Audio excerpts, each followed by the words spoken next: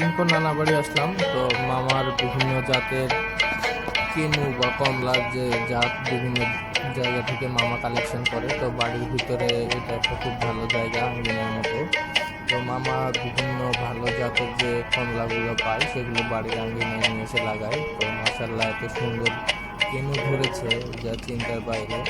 একটা ছোট্ট গাছ, 1 বছর বয়স, কিন্তু মোটামুটি 20-22টা কেনে ধরেছিল এবং পরিপক্ক হয়েছে। আমি পাড়ছিলাম, যদিও কাউকে পাড়তে দেয় না মামা, মামার থেকে পারমিশন নিয়ে ফোন দিয়ে তারপরে মামা বললো যে তুমি দুটো খাওয়ার জন্য পেড়ে নিয়ে যাও।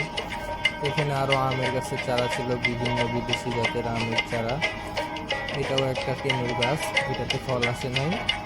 আর বাকি যেগুলো আছে এগুলো হলো চেরি গাছ, বিদেশি চেরি। 2 ধরনের চেরি পাওয়া যায়, 2টা চেরি গাছই লাগাইছে। আলহামদুলিল্লাহ এত সুন্দর গাছগুলো হয়েছে যা চিন্তার বাইরে, যদিও চেরি এবার ধরে নাই।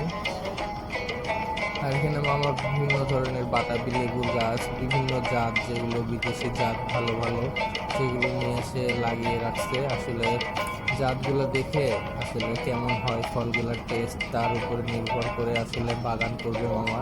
এই জন্য গাছগুলো বাড়ির ভিতরে লাগিয়েছে এবং এখান থেকে পরে জাত উৎপন্ন করে গাছ বা চারা উৎপন্ন করবে।